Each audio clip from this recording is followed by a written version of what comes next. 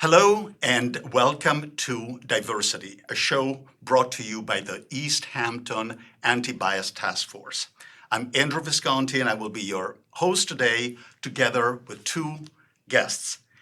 With us today are Nicole and Aryan. You're both students at the local high school. In fact, you're almost out of there, right? Yes. Well, thank you for being part of this show where the topic obviously is diversity. But before we get to that point, I think I read about both of you in the East Hampton Star recently. There was an article about your accomplishments. Too many for me to list them, and I don't think we have enough time to list them all, but Nicole, you seem to have accomplished quite a bit. Hi, my name is Nicole. I am the East Hampton High School class of 2023 valedictorian. I will be heading to Yale in the fall, and I don't know, I'm just really excited to be here. Thank you for having me. Of course. Aryan. So I am the class of 2023 Salutatorian, and I will be attending the University of North Carolina at Chapel Hill in the fall, and I'm super excited. So are you happy to leave the area? Not really. I mean, I think different people have different experiences, but I really love my time. I loved growing up in East Hampton. And I mean, East Hampton has offered me so many opportunities, so I'm just really lucky to have been born here and to be raised here. But I definitely will be coming home in the weekends or whenever I can. Born and raised here, so a real Banneker, yes? Yeah. And you almost a Banneker. Banneker. Yeah, I've had a couple of years in other places. I lived in Australia for a little bit, but 15 out of my 18 years have been spent here, and I really do love this community. But it'll be exciting to branch out and go down south and see what's going on there. Absolutely. So, Bonnekers with a different background. Your families are not from here. You're obviously Hispanic, right? No, I'm actually Indian. I know, I was joking. But do some people think that you are Hispanic, maybe because they were dark color? Yes, actually. It's relatively frequent occurrence. Like I'll go into a deli or something, and automatically I'm spoken to in Spanish, and my parents have experienced the same thing. And it's really funny. I mean, I speak a little bit of Spanish, so sometimes I play along with it just to see what's going on. But it really is interesting growing up in a community with such a large Hispanic population. It really does play into that assumption that as a brown-skinned person that I am Hispanic. Very interesting. I know that Indians use this expression that to us maybe sounds strange, brown skin. Yes. India has a very interesting relationship with skin color, and so there are people of the whole spectrum from very light to very dark, and so it's not a term that really has a negative connotation with Indians. And I know there are certain communities with which being brown-skinned is not a good term to use towards someone, but that is one that I've always had no issue with. In Indian terms, are you considered light-skinned or dark-skinned? Certainly more on the light-skinned side, because we're from North India, but the Southern Indians are certainly more darker. Okay, we'll get back to that in a moment. Nicole, you are of Latino background. Yes. What is exactly your background? I am Ecuadorian. Okay. Yes. I mean, you're American. I'm American. You're a Banneker. I'm Ecuadorian. But your family is Ecuadorian. Yes. Could he pass for Hispanic? I think so. I mean, honestly, yeah. Maybe. If you just saw him. Hispanic is such a general term because, I mean, we're talking so many countries and, you know, whatnot. So I think definitely Aryan somewhere there could definitely be Hispanic, yeah. But now, I use the term Hispanic. I'm not even sure that that is correct. I think it's more Latinos. Is there a different connotation? I think just because Hispanic usually includes Spain, yes. But I mean, if someone called me Hispanic, that's correct. If someone said I'm Latina, that's also correct. So I don't really have a preference, and I think a lot of Latinos don't really mind either. But I don't want to speak for everyone. Of course. But do you ever consider yourself a minority? It depends on, I think, like the spectrum and what we're talking about. Because, for example, at East Hampton High School, over half of the students there are Latino. So if I was to consider myself, I wouldn't consider myself a minority at East Hampton High School. But if we're talking about Yale University, yes, I would. Because I think I want to say maybe 10 to 15% are Latino, if not less. So yes, there would be a minority. Here, not really. You are 18? Yes. if you think back to your 18 years of life, only 18, oh my God, I'm envious. When was it that you started owning your identity as a Latino woman? For me, it was a very specific moment in seventh grade, because I think before then it didn't really matter to me, and it wasn't until I got involved with. It was at the time with my doctor and whatnot, and she was involved in OLA. I think a lot of people know what OLA is. What is OLA? I mean, I think the simple The way to describe it Organization of Latin American. yeah, just an organization that really focuses on aiding the Latino community out here on the east end of Long Island. And they were phone banking. And I was in seventh grade and I participated in phone banking and we were talking in Spanish, talking to Latinos and reminding them to vote and, where their polling location was. And that to me was such just an integral experience because before then I didn't really care about my identity. It didn't really matter to me. And it wasn't until that moment that I realized that, it was important to own up to who I was. And especially here because I feel like, I can go on and on on this forever, but there's a lot to do with the Latino community just out here. But, yes. Great, thank you. What about you, Aryan? How has been over the years your relationship with your dual identity, totally American and yet Indian at the same time? It's really funny you ask. Very early on in my school career, I sort of tried to incorporate my culture into everything I did. In kindergarten, I'll never forget, my mom came in for Diwali in my class, and I was dressed up in my kurta pajama and all, and she came in, and the teachers, Mrs. Tulp, if she's watching, she was dressed up, and we painted diyas and taught the class about Diwali, and a couple years after that we did it, and it's something that my parents have really been on top of, is like us knowing our culture, even though we're brought up in the U.S. and we don't really have an Indian community here to embrace that with. So they've really done a good job of embracing that in our house. And obviously we celebrate our holidays. We have a little temple in our house and all that. So we celebrate everything there. And but school-wise, yeah, it's been, and obviously people see my lunch, and my mom home-cooked food is 9 times out of 10 my lunch. So it's really been a big part of my school life. 2 questions. What is your lunch that your mother prepares? And second, what does the little temple look like? All right, so first I'll tell you about my temple. It's in a room in our house, and it's just a little thing that we built with my grandparents' help, and it's just it's very small, very modest, but it's a good place for us to just, whenever we have an auspicious day or something, we always go there. And then my lunch, it varies day to day. My mom's a really good cook, but my favorite is her paneer makhni, which is a type of cheese that's with a sort of tomato-based curry, and it's delicious. When can I come over for lunch? Next question. What about you and food? Are you still connected with Ecuadorian food? Yes, definitely. I think since I've embraced my culture, food has been a really big thing, and I can recall a specific moment. I think at our school, even though we are very Latino, very Latina, we're just kind of reaching a time where we're starting to embrace that as a whole.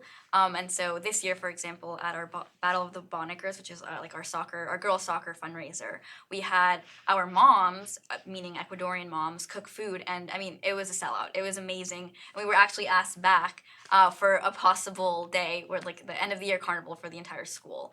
And so that was something. My aunt was there, and a lot of other soccer moms, and to them talking to me after, because I was an organizer of that, they were just like, wow, we've never really had that before. And there wasn't just Ecuadorian or Latino students buying food. It was everyone, and it was just really seeing the community come together for food, Latino food, and it was amazing. Yeah. But now you specifically said Ecuadorian moms. Yes. There's also Colombian moms? Definitely. Is there a big difference? The only reason I said Ecuadorian moms was because it was Ecuadorian moms, but I think a lot of people group us together, but I wouldn't have said Ecuadorian moms if it wasn't just Ecuadorian moms, because I feel like some people might take it personally, and I think there's been some friendly, maybe rivalry definitely between Ecuadorians and Colombians, so I definitely wouldn't have said it then. Can you tell the difference between an Ecuadorian and a Colombian just walking down the street? Honestly, I think just appearance. Historically, Colombians have been lighter skinned, and Ecuadorians have been just darker skinned. So maybe that would be the only determining factor, and their accent, of course. So if they were talking to you, you would know. I wouldn't. I would know. I would know. But other than that, I mean, not really. I mean, again, our countries are bordering, and a lot of our customs are the same and whatnot. So. Great. Aryan, how large is the Indian community in East Hampton? I like to joke that when you meet me, you've met a quarter of the Indian population in East Hampton. There are 4 of us, and we all live in the same house. It's me, my mom, my brother, and my dad. So there are no others that we have met in East Hampton at the very least. I'll tell you a funny story. A few years back, an Indian friend of mine from Kerala was visiting East Hampton, and we went to Hampton Chutney when it was in Amagansett. You know that there's like Indian music and stuff. And there happened to be an Indian family there. I don't think it was you, but it was an Indian family. And my friend turned to me and said, I didn't realize there were so many Indians here, because he had this impression that there was this huge Indian community. Instead, it's only the 4 of us, of you. Have you ever felt singled out in a negative way as someone who looks Indian? Frequently, no. I think almost every child who's different in some way can say, there have been times here and there where you feel singled out, and certainly kids love to make jokes, and that's something that every kid goes through growing up. But I think that's one thing that makes East Hampton so unique, is we have a very diverse community, even though it's not in the way that you might think. And so growing up in that environment, I don't feel as though I've ever been made to feel different in that respect. We often hear about Indians and arranged marriages. Is that something that is part of your culture, part of your family, maybe your grandparents, or maybe your parents? Yeah, you really notice, especially as more in the American Indian side, it's really not a non-existent thing anymore. But certainly my grandparents, both their weddings were arranged. My parents were not arranged. They met on their own, and it's not something that's expected of me, but it certainly is a thing that exists in my culture from sort of previous, but it's not so much in the modern. I'm sure that a lot of girls from the East Hampton High School are happy to hear this, that if they want to date you, they don't have to go through your parents or anything. Nicole, as someone who is not of Indian background, what is your reaction when you hear the words arranged marriage? It's something that, I mean, it's not something that surprises me. I think I don't know. I don't really feel any particular way about it. Definitely not negative. Because again, I think it's a thing that's pertinent to certain cultures, and there's nothing wrong with that. Well, and yet there's plenty of people who would think, what an archaic arrangement. You don't even know your husband or your wife, and it's all arranged by the family. In that sense, I was wondering whether you had a reaction to that. Not really. I mean, European royals have been doing it for centuries, and I mean, some argue that they continue doing it today. I mean, and they don't really receive any backlash for it. So I really wouldn't see why anyone else should. Aryan, have you been to India? Yes, several times actually. When was the first time you were there, and do you remember what it was like to be in this place that you'd heard about since the day you were born? Specifically the age, I'm not exactly sure. I know I was very young. It was for my cousin's wedding. And I mean, it's just the culture, the food, everything about it is, I mean, I get a nice taste of it here, but I mean, when you go there and you're surrounded by people that are the same as you, it's really a surreal experience. And I do remember the first time very well. We visited, obviously, like where my parents got married. They got married in a palace and everything. It was really cool. But it was just great to and also see your family and see how they are living, and everything about it was just really surreal at that age. So I believe I was 4 or 5 when I first went, and then I've gone periodically. Last time I went was when I was in 8th grade. So we've gone regularly, several times for weddings, which is a blast, as I'm sure. Why are weddings so special? Indian weddings are sort of different than a American wedding in that we spend several days celebrating the wedding. There's lots of ceremonies and lots and lots and lots of partying and dancing and just fun. And food. And food, yes. What about you, Nicole? Have you been to Ecuador? Yes, I've been to Ecuador many times, and most recently in April. That's this year. Okay. take us back to that first time when you went to Ecuador. Well, the first time I went to Ecuador, I was less than a year old, so I don't remember. But I remember the second time it was after finishing first grade. I remember it mostly because I got to leave school early, so I left before school was over. And I spent an entire summer there with my family. And it was the last time actually that my family has been together in Ecuador, all six of us, my parents and my brothers, because my older brothers kind of refused to go back. And it's not because they had a bad experience, but I think they feel a little more detached with their culture than perhaps I do. And I love going back every single time, any opportunity. And the most recent one was in April. But I mean, it's kind of like Aryan described, it's surreal. Before then, meaning my trip in after first grade, even though I had technically met some family as a baby, obviously I'd had no memories or recollection of them. So, I mean, seeing them, it was so many tears and emotions, and it was just a lot of happiness for our family to be together. So, Thank you. Aryan, India, give us a pitch as if you were trying to get every one of us to travel to India. Why should we travel to India? What is so wonderful about India? I mean, right off the bat, as you know, the food is just incredible. I mean, it's probably the best thing about Indians and Indian culture. But the religious aspect, even for people who aren't Hindu, the Hindu culture is really great to see and to experience. I mean, Hindu temples are some of the most extravagant buildings you'll ever see. And it's really just an incredible experience for anyone because Hindus are very accepting of other people too.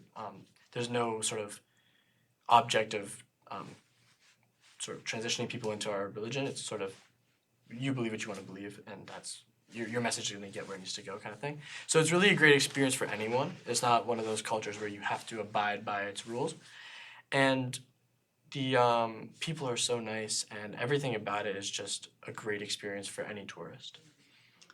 When you say people are nice, tell me more. It's fascinating. I really can't wait to go to India. It's a very hospitable culture.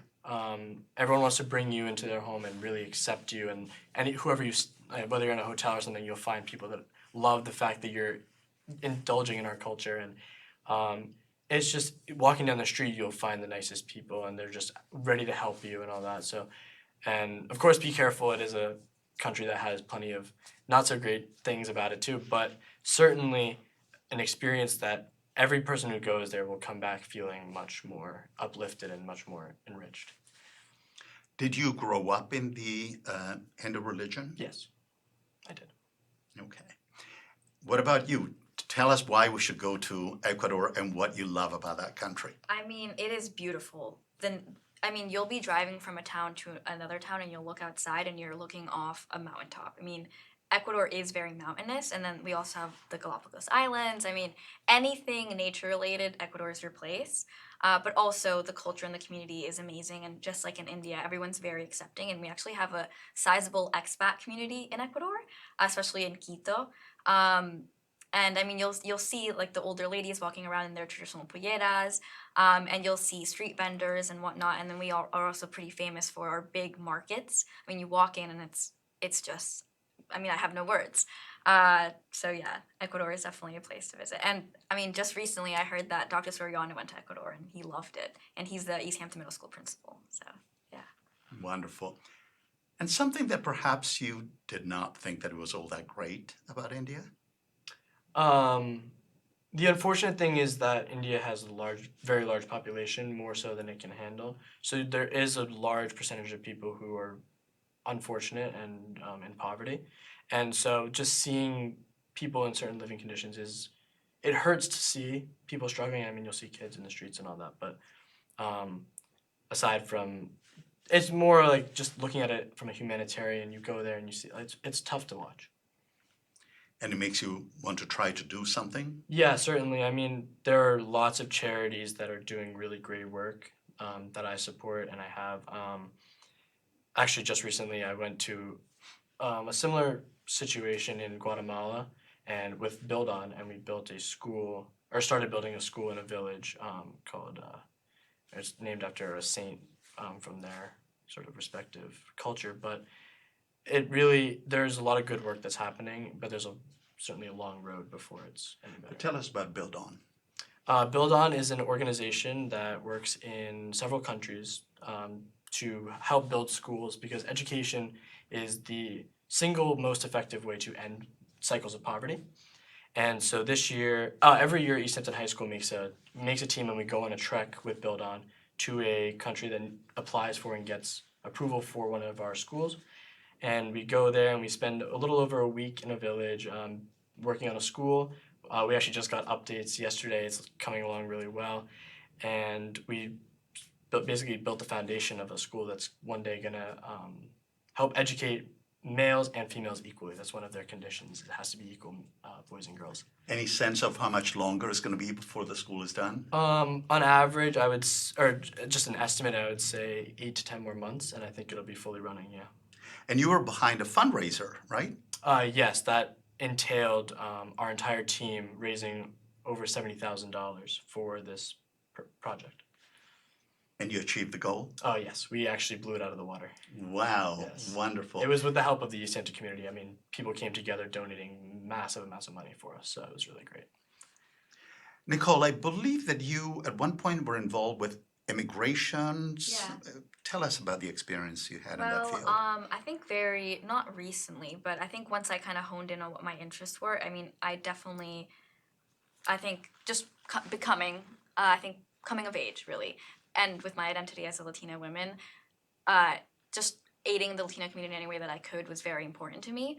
And so one way that I did that was interning with Immigration Legal Services of Long Island at their Bridgehampton office, which is really just a church basement. They're a nonprofit law firm that specializes in immigration proceedings. And I mean, that experience to me was eye-opening because I think something that a lot of people don't acknowledge, and I definitely did not, was just the fact that like my parents, for example, became citizens before I could really even make memories. So I don't remember their pain, their sacrifice, and really the entire thing that I'm sure had an effect on my entire family and especially my parents. And so growing up, I'd never had to worry about my safety or my parents' place in this community because that was secure. And while I was there, I talked to real people and was aware of their situations and aided in translation between lawyers and paralegals and the clients. And so that was just eye-opening because even though I am Latina and my parents did go through the process, it didn't feel real until then. Aryan, what would you say is a misconception that Americans have about people of Indian background? That's a really interesting question. It's tough to answer that from my standpoint as I haven't experienced being surrounded by Indian people. So as the only one in my grade and school, like all my friends only really have one Indian friend, I haven't gotten really a finger on the pulse for what people think of Indians. However, in my own personal experience, I've sort of people aren't surprised when they find out that I do well in school. I think that's a really big and popular conception about Indians is that we really prioritize school, and it is true. It's a big part of Indian culture to succeed in school, but I would say that's really the biggest impression that I get from people. So you grew up with a lot of pressure from your parents to do well in school. And I don't know if pressure is the right word. You can replace it with any other word. It was, I had pressure on me to do well for the first couple years of my schooling. And when I say pressure, meaning not malicious in any way, it was more just an emphasis on how important it was to succeed. And my parents actually took it upon themselves to make sure that happened, and they would sit and do extra math with me and just keep me ahead of the game in order to. So I really attribute most of my accomplishments to them, most of them. And the other sort of big aspect of that was it became a part of my own rigor and my own persona to be on my grades and on my work. And so they only really pressured me for the first couple years up until like middle school, and then I was on myself. I really was on top of everything on my own. Is education equally important in the Ecuadorian culture? I mean, for my parents, yes. I can't speak for the community, although I would say that any parent really, if they can see education as an opportunity that they can bestow on their children, I'm sure they would. But for my parents and my personal experience, it was definitely very important in our household. And that doesn't mean necessarily being the best. It just means showing up to school and doing your best. And so I had a really interesting relationship with education because I have an older brother and I have a younger brother, but we kind of have an age gap. So it was my middle brother and I, who's maybe not even 2 years older than me, that we had a very similar experience where my dad would kind of offer a little reward system, and it was never anything big. It was something like little trinkets or pizza dinner on Friday. And that was all the motivation we needed to get an 100 or 90 plus on a weekly spelling test or a little math quiz. And he did that, starting kindergarten up until maybe 5th grade. And it was never anything big, but it was so important and it meant so much to my brother and I. And I mean, he's at Johns Hopkins, I'm going to Yale. Clearly it worked, but I think that just helped to bestow a lot of intrinsic motivation on us, because again, it wasn't like we were working towards some lavish gift. It was just the feeling of being rewarded, even for something so small, because at the end of the day, a spelling quiz really wasn't that important, but my parents wanted to bestow a love of learning on us, and I think they were successful. To actually merge your two stories a little bit, the same friend, Indian friend I mentioned who was visiting here, he's from Kerala, and he was studying for a PhD at Columbia University and had no idea what it meant to meet people and say, "Hi, my name is Vinod and I'm studying at Columbia for a PhD." And people would go, "Wow." But coming from India, he had no idea how big a deal it was. I presume your parents by now know what a big deal it is to have a daughter at Yale. Yeah, I mean, I think it was just amazing for our entire family. I can't say that it was a surprise though, because I have older brothers, so they have gone through the experience 1, 2 times, 3 with mine. So I mean, Johns Hopkins is impressive. My oldest brother went to Stony Brook and he graduated. But yes, I mean, anytime that they were talking to friends or educators, I mean, recently in the last couple of months, so many people have come up to my parents, not even them to them, just them coming to my parents and just being like, "Congratulations on Nicole." And it has been just all wonderful. Well, congratulations really to both of you, and thank you for being here and for talking about your cultures and your backgrounds, because this is going to be very helpful to the people who watch this and will have a better understanding of the cultures that you gracefully brought to us. Thank you. Thank you.